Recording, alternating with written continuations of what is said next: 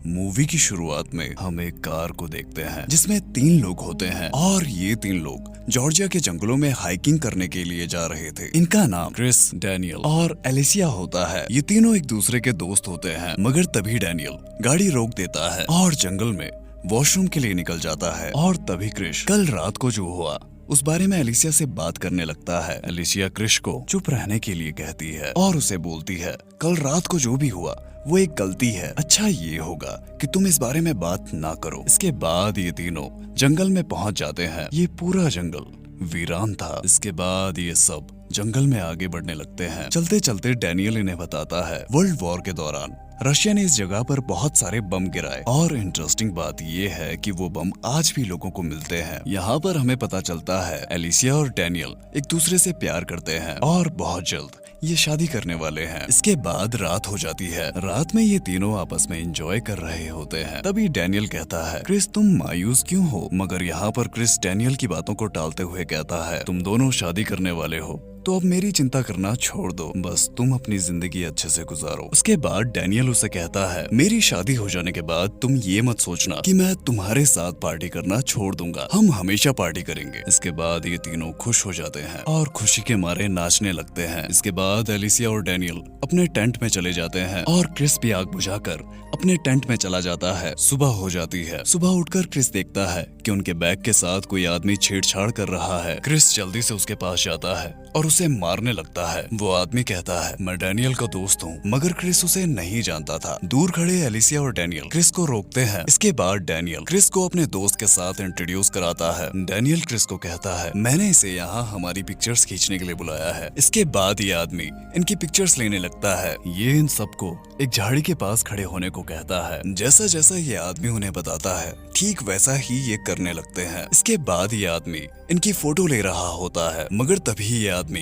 अपने कैमरे पे कुछ देखता है। वो आदमी सबको कहता है तुम में से कोई भी अपनी जगह से मत हिलना और खास तौर पर क्रिस तुम बिल्कुल मत हिलना, तुम्हारे पैर के नीचे बॉम्ब है। तभी डैनियल क्रिस के पैरों के आसपास चेक करता है तो इन्हें पता चलता है कि यहाँ पर एक लैंड माइन है। अब अगर क्रिस ने अपना पैर आगे बढ़ाया तो लैंड माइन ब्लास्ट हो जाएगी और क्रिस मारा जाएगा। ये सारे लोग परेशान हो जाते हैं। तभी वो आदमी इन्हें कहता है तुम सबको शांत हो जाना चाहिए, हमें इसकी मदद के लिए पुलिस को बुलाना होगा और ऐसा करने में अभी 5 से 6 घंटे लग सकते हैं और सबको अपनी जान बचाने के लिए क्रिस से दूर रहना होगा। डैनियल उस आदमी को पुलिस के पास जाने को कहता है और खुद वो क्रिस के पास ही खड़ा होता है। ये देखकर एलिसिया घबरा जाती है। एलिसिया क्रिस को डैनियल से दूर होने को कहती है, मगर डैनियल कहता है जब तक मदद नहीं आ जाती तब तक मैं अपने दोस्त के साथ यूं ही खड़ा रहूंगा, मैं अपने दोस्त को इस हालात में नहीं छोड़ सकता। क्रिस डैनियल को चले जाने के लिए कहता है, मगर डैनियल उसकी बात नहीं मानता। डैनियल एलिसिया को डांटता है और उसे कहता है तुम्हें यहाँ से दूर जाना चाहिए। थोड़ी देर बाद डैनियल एलिसिया के पास आ जाता है और मदद के लिए कॉल लगाने की कोशिश करता है और तभी उनके फोन में नेटवर्क आ जाता है। ये देखकर एलिसिया बहुत खुश हो जाती है। डैनियल कॉल लगाता है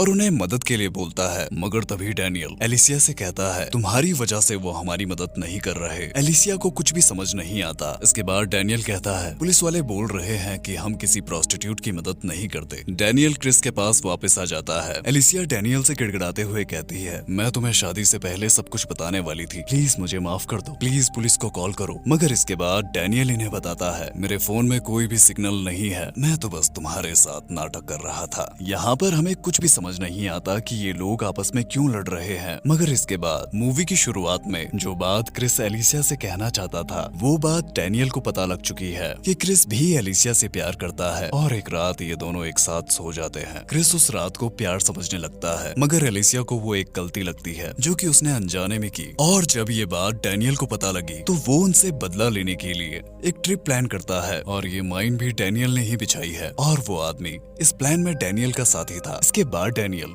झाड़ियों से एक औजार लेके आता है और एलिसिया से कहता है अब सिर्फ तुम ही क्रिस की जान बचा सकती हो। इसके बाद डैनियल लैंडमाइन की पिन निकाल देता है और अपना सामान लेकर यहाँ से जाने लगता है। एलिसिया उसे रोकने की कोशिश करती है, मगर डैनियल उसकी बात नहीं मानता और यहाँ से चला जाता है। डैनियल का इंतजार उसका दोस्त कर रहा था। जैसे ही वो वहाँ पहुँच जाता है तो ये दोनों यहाँ से चले जाते हैं। इसके बाद एलिसिया उस पिन को लेने के लिए जंगल में चली जाती है। वो पिन उसे मिल जाती है, मगर जब वो उस पिन को लगाने की कोशिश करती है तो वो उसे नहीं लगा पाती। इसके बाद क्रिस को बचाने के लिए वो वहाँ पर गड्ढा खोदने लगती है, मगर तभी वहाँ पर एक शिकारी आ जाता है। उसके साथ उसका कुत्ता भी होता है। शिकारी का कुत्ता एलिसिया पर हमला करता है। एलिसिया उसे रोकने की कोशिश करती है, मगर तभी शिकारी अपने कुत्ते को रोक देता है। एलिसिया शिकारी को समझाती है, असल में हम यहाँ हाइकिंग करने के लिए आए थे, मगर मेरे दोस्त ने अपना पाँव एक लैंडमाइन के ऊपर रख दिया और अब हम यहाँ फंस चुके हैं। मगर शिकारी को लगता है कि ये दोनों झूठ बोल रहे हैं, इन्होंने किसी का खून किया है और उसे जमीन में दफना दिया है। मगर एलिसिया उससे मदद मांग रही होती है तो शिकारी समझ जाता है कि ये सच में किसी मुसीबत में है। एलिसिया कहती है कि मेरे दोस्त को बचाने के लिए तुम यहाँ पर गड्ढा खोद सकते हो। शिकारी मान जाता है, मगर वो कहता है इससे पहले कि मैं तुम्हारी मदद करूं, मुझे सच्चाई बताओ कि आखिर तुम यहाँ कैसे फंसे। एलिसिया उसे अपनी बातों में बहलाने लगती है, मगर तभी शिकारी कहता है अगर तुम मुझे सच सच नहीं बताओगे तो मैं तुम्हारी मदद नहीं करूंगा, और ये कहकर वो यहाँ से जाने लगता है। इसके बाद एलिसिया उसे बताती है, मैं और क्रिश एक रात एक साथ सो गए थे और जब ये बात मेरे होने वाले हस्बैंड को पता चली तो उन्होंने हमसे बदला लिया। इसके बाद शिकारी कहता है ठीक है, मैं तुम दोनों की मदद करूंगा, मगर बदले में मुझे क्या मिलेगा? तो उसके जवाब में एलिसिया कहती है तुम मेरे बैग से सारा सामान ले सकते हो। ये बात सुनकर शिकारी खुश हो जाता है और इसके बाद वो जल्दी से जाकर एलिसिया का बैग चेक करने लगता है। बैग में उसे एक पैंटी मिलती है। ये देखकर वो वापस आ जाता है और उसके बाद वो एलिसिया से कहता है मुझे तुम्हारी पहनी हुई पैंटी चाहिए। इसके बाद वो शिकारी एलिसिया के साथ बुरा सलूक करने लगता है, मगर तभी उसे क्रिस रोकता है और उसे $300 देकर कहता है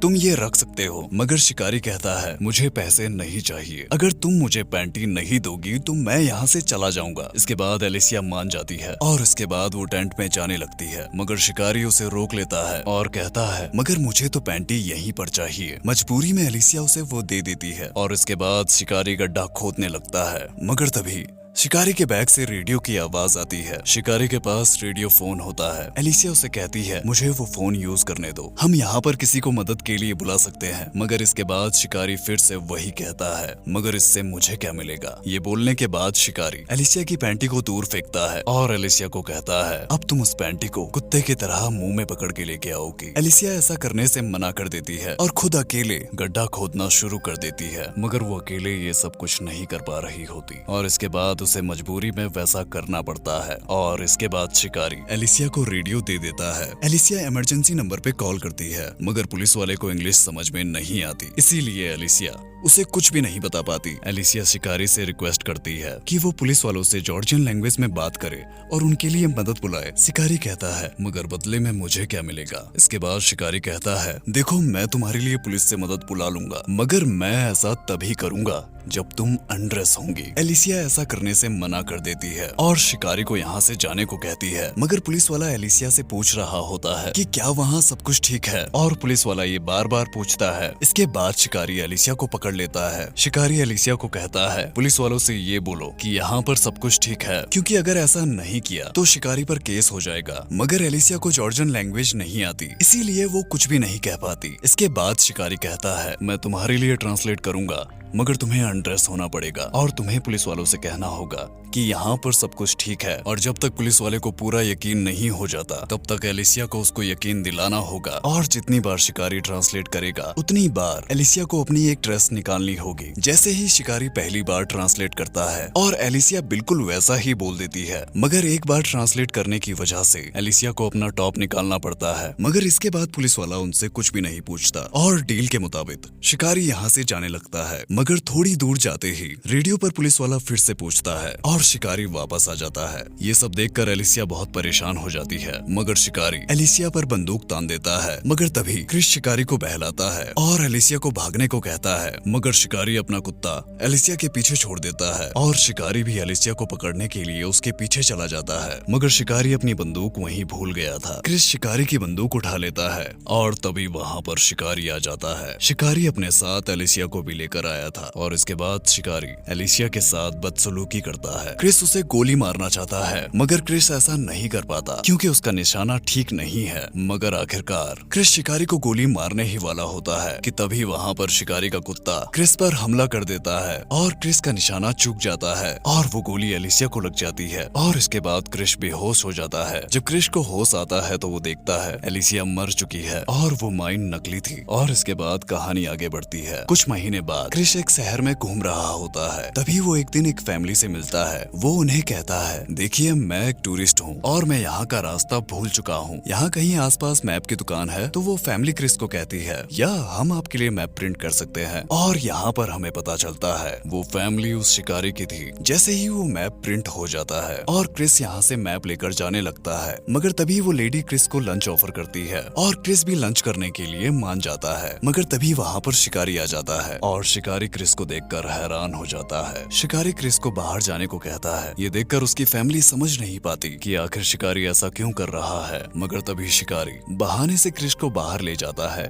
कि वो इसे कार पे छोड़ देगा और इसके बाद शिकारी क्रिस को बाहर ले जाता है। बाहर आते ही शिकारी कहता है, देखो मैं नहीं चाहता कि मेरा परिवार इन सब में इन्वॉल्व हो, तुम यहाँ से चले जाओ, मैं 1 घंटे बाद तुमसे मिलने आऊंगा। मगर कुछ देर बाद क्रिस वापस आ जाता है। उसने शिकारी के कुत्ते को घायल किया था और इसी बहाने से वो वहाँ आ जाता है। और जैसे ही शिकारी को ये पता चलता है कि क्रिस वापस आ चुका है तो वो अपनी बंदूक निकालकर क्रिस को मारने आ जाता है। मगर तभी क्रिस उसके दोनों पाँव पर गोली मार देता है। क्रिस उसकी फैमिली से कहता है, इसे कमरे में ले जाओ। और इसके बाद क्रिस शिकारी की पत्नी के हाथ बांध देता है। और इसके बाद क्रिस अपने बैग से एलिसिया की पैंटी निकालता है और शिकारी को कहता है, बताओ इन्हें मैं यहाँ पर क्यों आया हूँ। शिकारी कहता है, मैं जब नशे में होता हूँ तो मैं कुछ भी करने लगता हूँ और इसी वजह से मैंने एक गलत काम कर दिया। जैसी हरकत शिकारी ने एलिसिया के साथ की थी, ठीक वैसे ही क्रिस शिकारी की बेटी के साथ करने लगता है। इसके बाद क्रिस अपनी बंदूक से सारी गोलियां निकाल देता है और उसमें सिर्फ एक गोली रखता है और कहता है, मैं हर बार ट्रिगर दबाऊंगा और जितनी बार गोली नहीं चलेगी और उतनी बार तुम अपने कपड़े खोलोगी। अगर गोली चलने से पहले तुम न्यूड हो गई तो तुम्हारी जान बच जाएगी। शिकारी की बेटी को मजबूरन कपड़े उतारने पड़ते हैं, मगर पहले ही राउंड में गोली चल जाती है और वो लड़की मर जाती है। गोली चलते ही क्रिस को होश आता है और जब वो देखता है कि उसने गुस्से में क्या कर दिया तो वो रोने लगता है। क्रिस एक अच्छा इंसान था, मगर बदले की आग में वो कब जानवर बन गया